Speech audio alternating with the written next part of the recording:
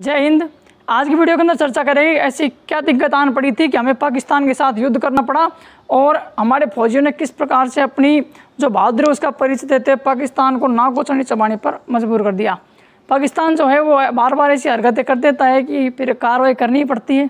और आप लोगों को जानकर गर्व हो गया, हमने अपने चैनल कभी नहीं कहा इसे लाइक करना, शेयर करना, सब्सक्राइब करना कभी नहीं कहेंगे, लेकिन एक भारतीय होने के नाते और अपनी ये आर्मी के लिए अगर आपको वास्तव में गर्व है तो फिर आपको क्या करना है, चैनल सब्सक्राइब करना है और देखिए नोटिफिकेशन घंटी दबा देनी है और साथ में वीडियो को शेयर करना है ताकि ज़्यादा से ज़्यादा लोगों तक ये पहुंच सके और उन्हें पता चल सके कि जो इंडियन आर्मी उसमें कितना दम है। क्योंकि हम जो वीडियो बनाए थे पिछले उस पर काफ़ी बवाल भी मचा था।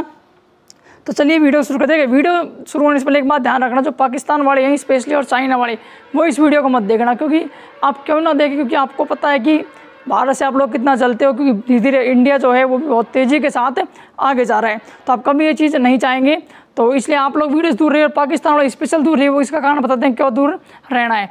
क्योंकि अगर आप देखिए, क्योंकि भैया आपके ना तो हर का काम अच्छे ना आपके नाम अच्छे हैं।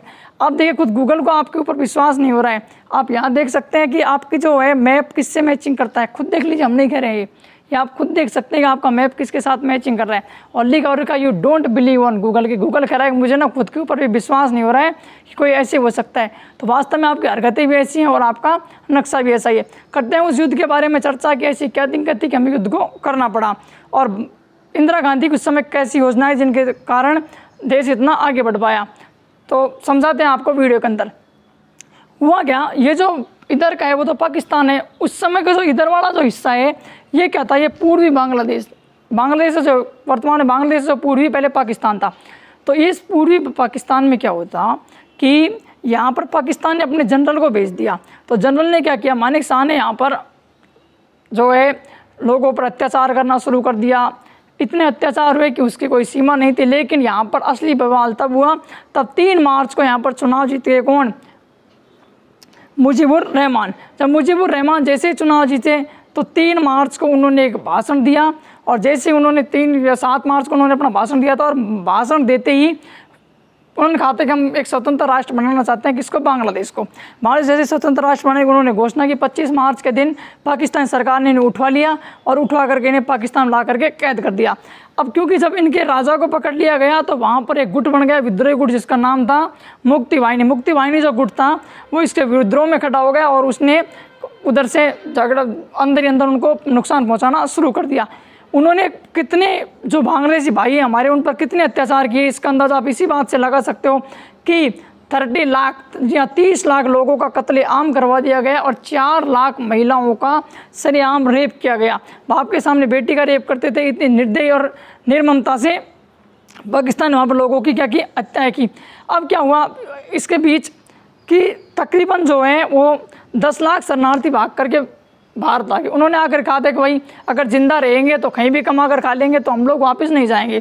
तो जो इंदिरा गांधी जी ने कहा कि आप क्या देखिए, आपकी अगर हिम्मत है और अगर आप वास्तव में लड़ना चाहते हैं तो आप अभी तैयार होइए, हम आपके साथ युद्ध करने के लिए तैयार हैं।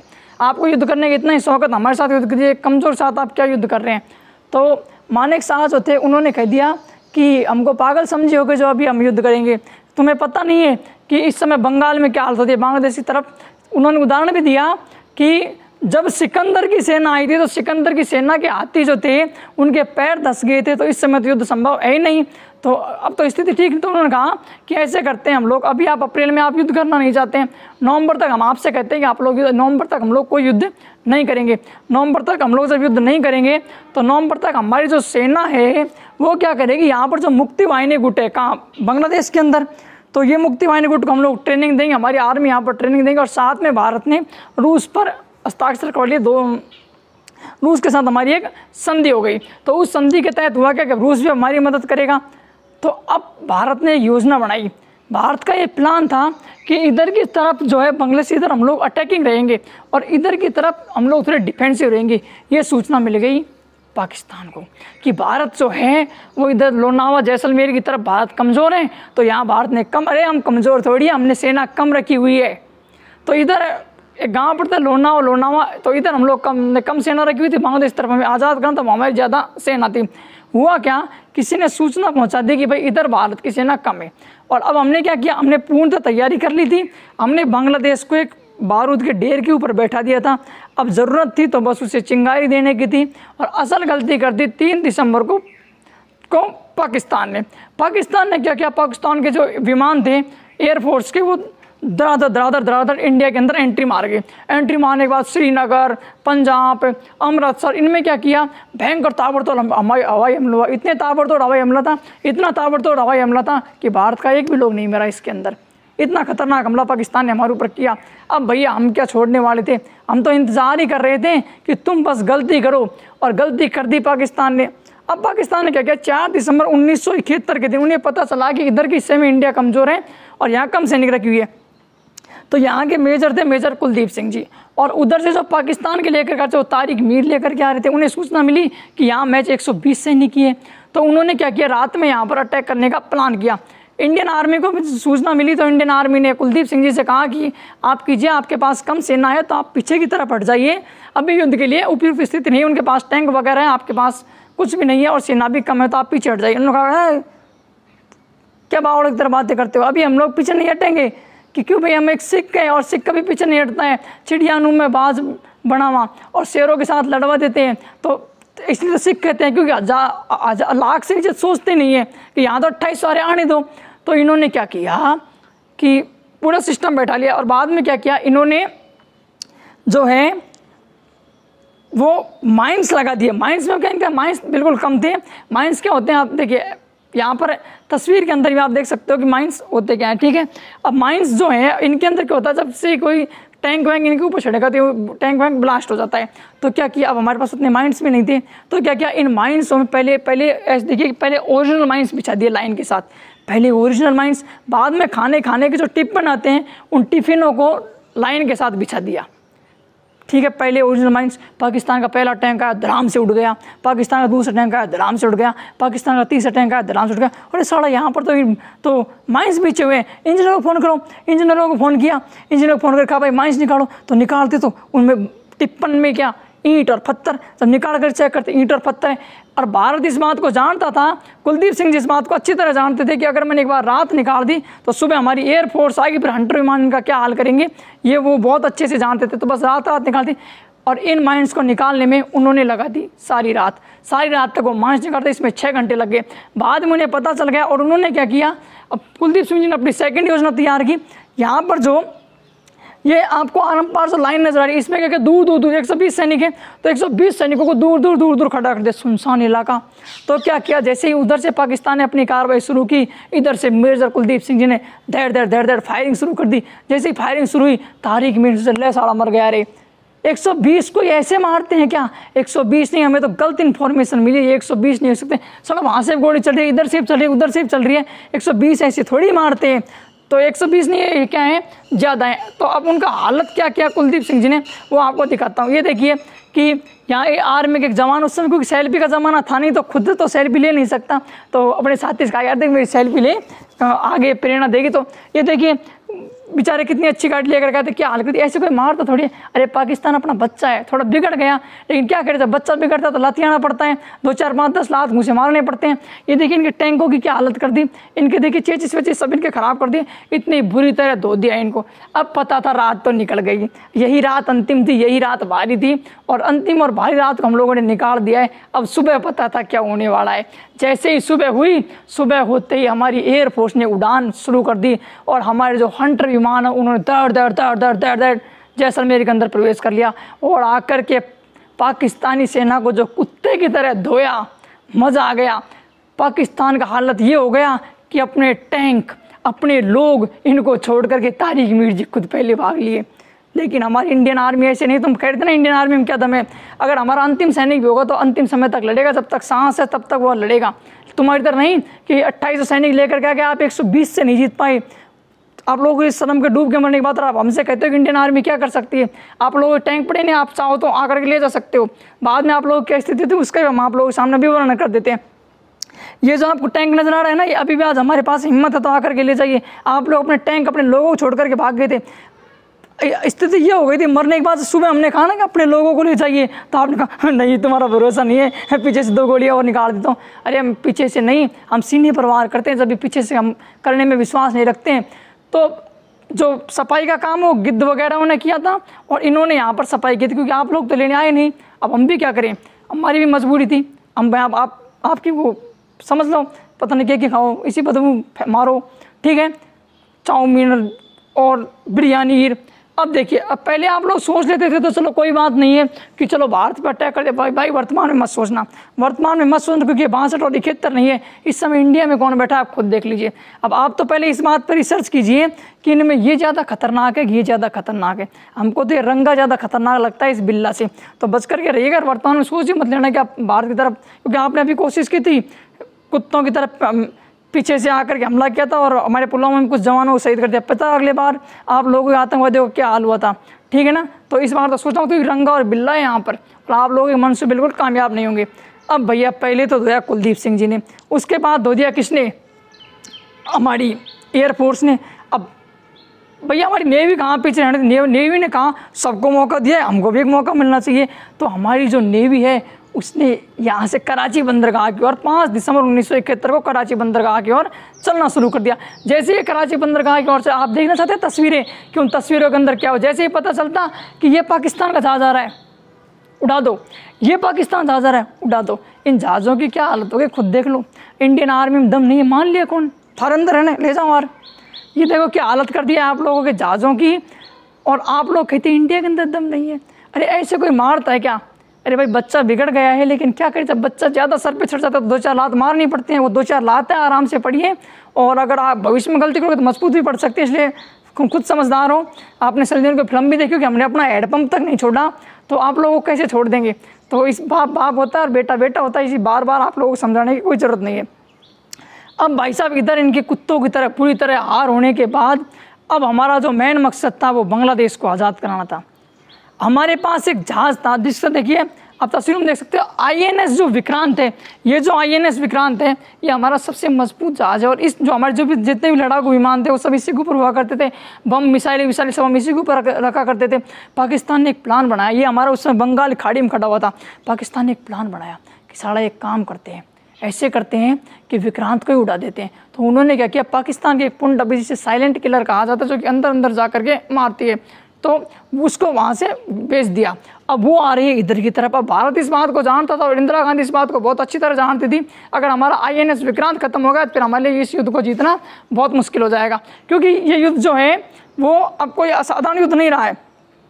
तो वहाँ से वो चलना शुरू हो गया। अब हमारी जो यहाँ देखिएगा तो इसके अंदर क्या किया, मुक्ति वाहिनी तो अंदर से काम कर रही है बांग्लादेश की, साथ में हमारी नेवी भी मदद कर रही है, हमारी एयरफोर्स भी मदद कर रही है, हमारी थल सेना, तीनों सेना हमारी मदद कर रही है इस समय, किसकी, बांग्लादेश की, ठीक है। तो इधर से चलना शुरू हो गया।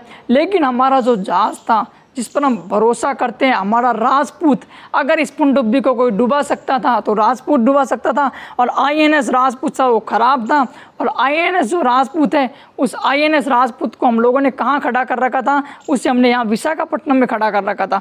हमारा जो INS वो है उसे हमने विशाखापट्टनम में खड़ा कर रखा था। अब कोई मूड क्यों होगा, तो हमने एक योजना बनाई, क्यों ना साला जो PNS गाजी है उसको राजपूत के पास बुला, लेकिन ये संभव कैसे था, क्योंकि हमारा राजपूत खराब था, इंजन खराब था, तो राजपूत खड़ा हुआ था। अब भारत को पता था कि कुछ ऐसे लोग होंगे जो भारत के अंदर सेंध मार करके बैठे होंगे और सारी सूचना अपने आकाओं को दे रहे होंगे। हुआ भी ऐसे ही, हमने अफवाह फैला दी, फटाफट विशाखापट्टनम बंदरगाह खाली करो, खाली करो, खाली करो, विक्रांत, वो यहाँ पर विक्रांत आ रहा है, विक्रांत आ रहा है। विक्रांत कैसे आ रहा है, तो फल और सब्जियां मंगवा ली, अंडे वंडे मंगवा लिए सैनिकों के लिए, क्योंकि भाई भोजन चाहिए, क्योंकि बड़ा जहाज आ रहा है। तो अफवाह फैला दी, सूचना पहुंची तुरंत पाकिस्तान को कि भाई मजे हो गए, ऐसे करो। तुरंत PNS गाजी को से सूचना दी, और जो पनडुब्बी थी उससे कहा, अरे ससुरा खा लेके जा रहा है इसको, अरे बंगाल की खाड़ी से घुमा इसको, और घुमा करके इसको लेके आ विशाखापट्टनम में, क्योंकि जो विक्रांत है वो तो विशाखापट्टनम में खड़ा हुआ है। और यहाँ से मौत शुरू हो गई PNS गाजी की, और PNS गाजी जो है वो घूम गया किधर की तरफ, विशाखापट्टनम की तरफ। और विशाखापट्टनम की तरफ आना शुरू कर दिया किसने, PNS गाजी ने। सबसे मजबूत है क्योंकि अमेरिका के, इससे अगर कोई मार सकता था तो राजपूत मार सकता था। जैसे ये पानी के अंदर अंदर धीरे धीरे ये आ रही थी, राजपूत को पता चल गया, और राजपूत ने अपने मिसाइलों को ऊपर किया और वहीं पर इसको डुबा करके मार दिया। पाकिस्तान का एक और मंसूबा खतरे में। ससुरा आप क्या करें, अब पाकिस्तान खिसियानी बिल्ली क्या करेगी, खंबा नोचेगी। पाकिस्तान दौड़ करके गया यूएनओ में यूएनओ का अगर आप फुल फॉर्म नहीं जानते तो यूएनओ सिक्योरिटी और काउंसलिंग होती है, उसमें पहुंच गया। वहाँ जा कर के कह दिया अरे मैं तो लुट गई, मेरी हमारी इज्जत लुट गई, हम बर्बाद हो गए। अरे भाई क्या हुआ? अरे ये हुआ कि हमारा जो पूर्वी पाकिस्तान है, सॉरी पश्चिमी पाकिस्तान है, उस पर जो है हमला कर दिया है किसने? भारत ने। और भारत वहाँ पर जुर्म डाल रहा है। हम अब चाइना खड़ा हो गया, चाइना ने कहा अमेरिका खड़ा हो गया, ठीक है हम बिल्कुल सही कह रहा है भाई, बिल्कुल सही कह रहा है पाकिस्तान, ठीक है ससुरा सही कह रहा है। तुरंत हमारे साथ में आया रूस ने हमारे साथ हमेशा अच्छी दोस्ती निभाई और रूस ने कहा प्रस्ताव गलत है, मैं इसके खिलाफ वीटो करता हूँ। तुरंत वीटो कर दिया और वो प्रस्ताव रद्द हो गया। लेकिन क्योंकि हमने PNS गाजी को डुबा दिया तो अब ना अमेरिका ने क्या किया, इसे अपने नाक पर ले लिया। अब हम लोग इस बात को जानते हैं यार, इस सारा ये युद्ध लंबा चल गया ना, तो ये भारत पाकिस्तान युद्ध नहीं है, अब ये एक इंटरनेशनल युद्ध बन चुका है। क्यों? क्योंकि हमने उनकी पुंडू भी डुबा दी। तो अब क्या हुआ, अमेरिका ने अपना 7वां बेड़ा भेज दिया। इधर से अमेरिका का 7वां बेड़ा आ रहा है, अब हम घबरा गए ले साड़ा। उधर से इंग्लैंड ने अपनी सेना भेजी, अब मर गई, हमारे पास तो कोई है ही नहीं। तुरंत इंदिरा गांधी कहता है हमारा भी तो एक दोस्त है, तुरंत रूस को मिलाया फ़ोन कि अपनी दोस्ती याद है। रूस ने सब याद है, चिंता मत करो। रूस ने अपना 40वां बेड़ा तैयार किया और रूस अपना 40वां बेड़ा निकले। आप नहीं समझते बेड़ा कौन सा है, तो ये देखिए ये जो बेड़ा है वो 7वां बेड़ा है और इधर जो आपको बेड़ा नजर आ रहा है 40वां बेड़ा है।